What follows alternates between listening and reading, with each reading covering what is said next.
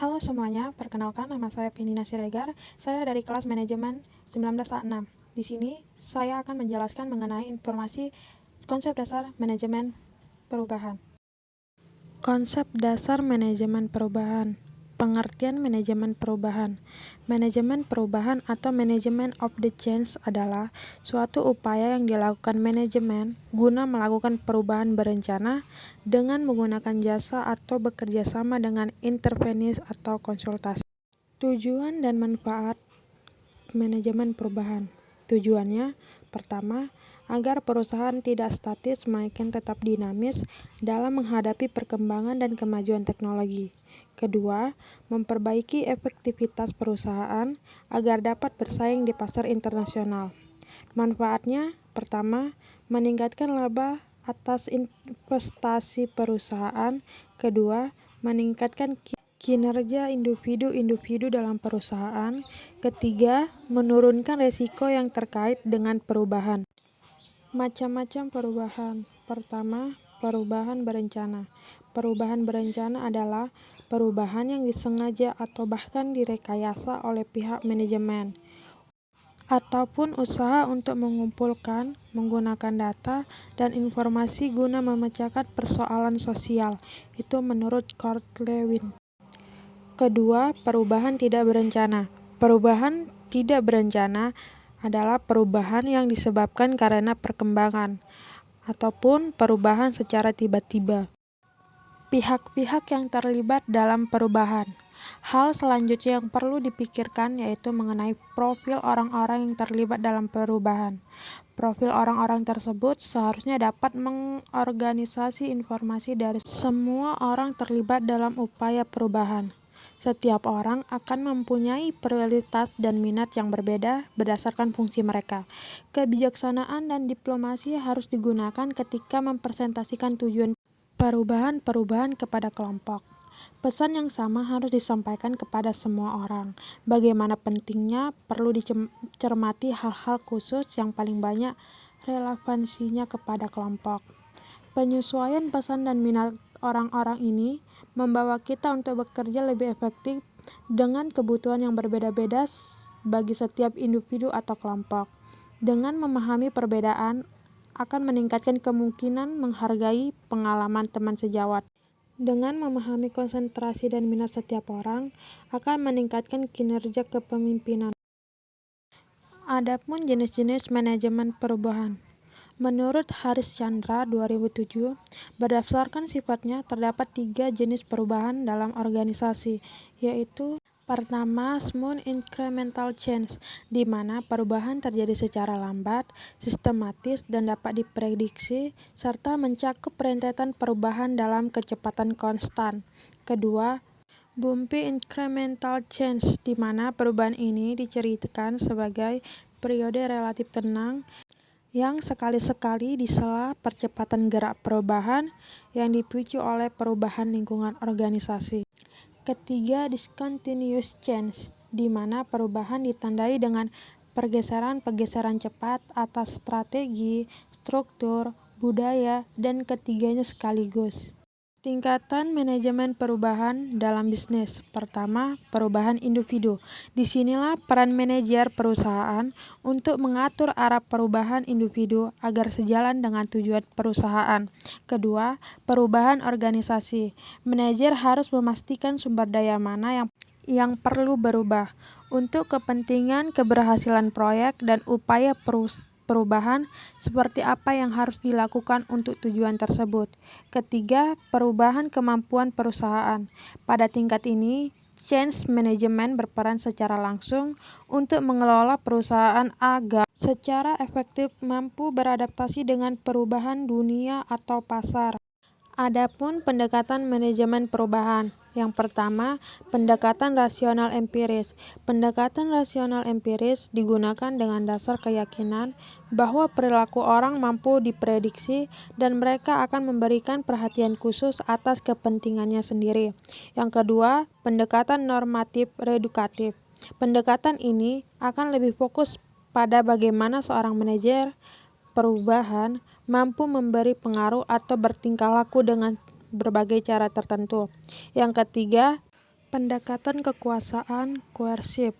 Pendekatan ini akan memaksa pihak manajemen perubahan untuk melakukan caranya secara semena-mena oleh sebagian pihak yang secara naif. Keempat, pendekatan lingkungan adaptif. Premis utama yang digunakan dalam pendekatan manajemen ini adalah bahwa walaupun mereka berubah berdasarkan insting, namun mereka berupaya atau berusaha untuk tidak mengalami kerugian. Selain itu, ada pun komponen manajemen perubahan. Yang pertama, tujuan perubahan. Yang kedua, aspek strategi yang perlu diubah. Yang ketiga, strategi perubahan yang ditetapkan. Yang keempat, sumber daya. Yang kelima, agent of the change. Yang keenam, organisasi. Yang ketujuh, target audience yang pasti. Yang kedelapan, manajer perubahan. Jenis-jenis strategi manajemen perubahan. Yang pertama, politik strategi, yaitu pemahaman mengenai struktur kekuasaan yang terdapat dalam sistem sosial. Yang kedua, economic strategi, yaitu pemahaman dalam memegang posisi pengaturan sumber ekonomi yang memegang posisi kunci dalam proses perubahan berencana.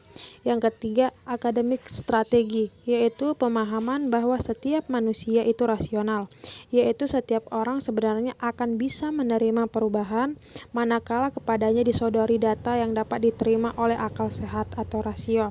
Yang keempat, emergency strategi, yaitu pemahaman bahwa setiap perubahan menyangkut setiap manusia. Yang kelima adalah military strategi, yaitu pemahaman bahwa perubahan dapat dilakukan dengan kekerasan atau paksaan. Yang keenam adalah confrontation strategi, yaitu pemahaman jika suatu tindakan bisa menimbulkan kemarahan seseorang, maka orang tersebut akan berubah. Yang ketujuh adalah Pratt Behardt Science Model, yaitu pemahaman terhadap ilmu perilaku.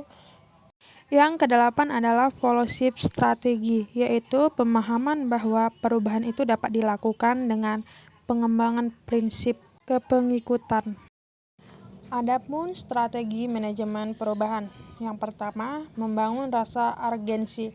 Tahapan ini yaitu tahapan untuk membangun motivasi dengan mengkaji realitas pasar dan kompetisi, serta mengidentifikasi dan membahas krisis potensi.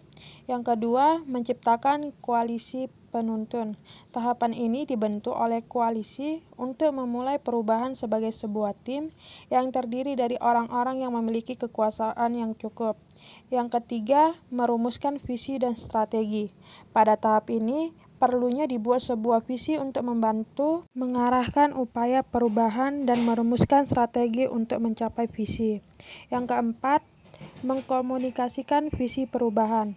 Tahapan ini perlu mengkomunikasikan visi dan strategi perubahan pada seluruh elemen organisasi secara terus-menerus. Yang kelima adalah memberdayakan tindakan yang menyeluruh. Tahapan ini dilakukan kegiatan-kegiatan dengan melibatkan keseluruhan elemen organisasi untuk menyingkirkan rintangan. Yang keenam adalah menghasilkan kemenangan jangka pendek. Tahapan ini dilakukan perencana untuk meningkatkan kinerja sebagai hasil dari perubahan atau kemenangan yang dapat dilihat. Yang ketujuh adalah mengkonsolidasikan hasil dan mendorong perubahan yang lebih besar.